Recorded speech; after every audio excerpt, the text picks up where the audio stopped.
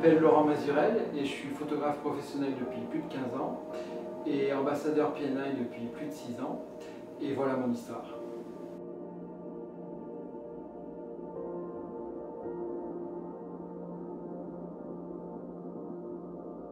Mon domaine de prédilection en photo, c'est évidemment l'océan et c'est pas par hasard, donc j'y suis venu par le sport, par le body surf et puis aussi parce que je trouve que c'est un des milieux les plus esthétiques pour la photographie.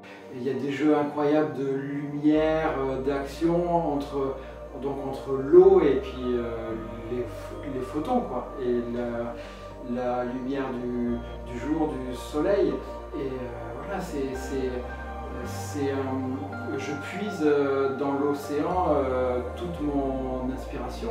Évidemment, professionnellement parlant, je ne fais pas que de la photo aquatique et que de la photo des vagues et de l'océan, mais c'est vrai que j'y reviens toujours parce que c'est vraiment une passion, c'est jamais la même chose. Ce qui me plaît dans la photo aquatique, c'est de me retrouver dans l'océan, dans les vagues, de faire un effort physique, de montrer aux autres et à moi-même, en tout cas, de retrouver des traces de ce que l'on voit dans ces cas-là, quand on se retrouve dans les vagues.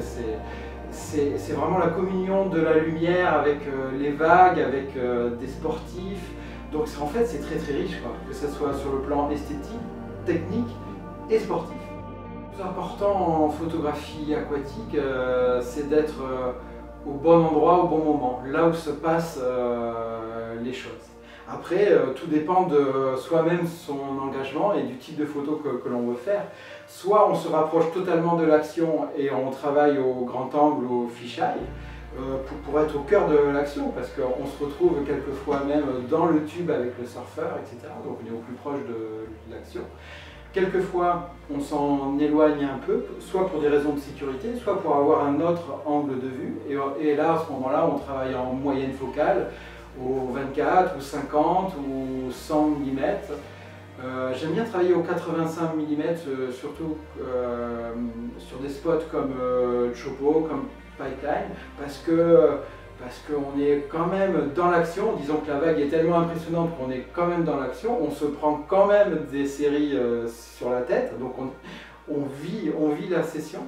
Et en plus, je trouve que ça rend bien service à la vague parce que ça permet de bien voir le déferlement de la vague, son explosion. Je trouve que c'est vraiment une bonne façon de photographier ce genre de vague, assez extraordinaire.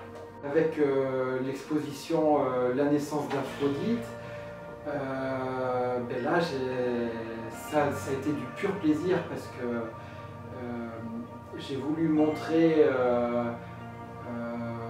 aux autres ce que l'on peut voir, ressentir lorsqu'on est sous les vagues, montrer ce qui s'y passe. C'est-à-dire que là, la photo a encore toute sa place, c'est-à-dire que c'est vraiment des instantanés. On peut le montrer en vidéo, mais c'est beaucoup plus dur parce que c'est en continu, on ne s'arrête pas sur des moments privilégiés. Et là, en photo, on peut montrer véritablement ce qui s'y passe et l'architecture de la vague et de l'écume sous le niveau de la mer et sous la vague. J'ai voulu montrer aussi les moments merveilleux qui sont les points de rencontre entre le corps et l'écume. Parce qu'il s'y passe énormément de choses, entre la déformation du corps à ce moment-là, les mouvements de danse naturels que peut prendre le corps dans ces conditions. Et puis ce sont des moments très esthétiques.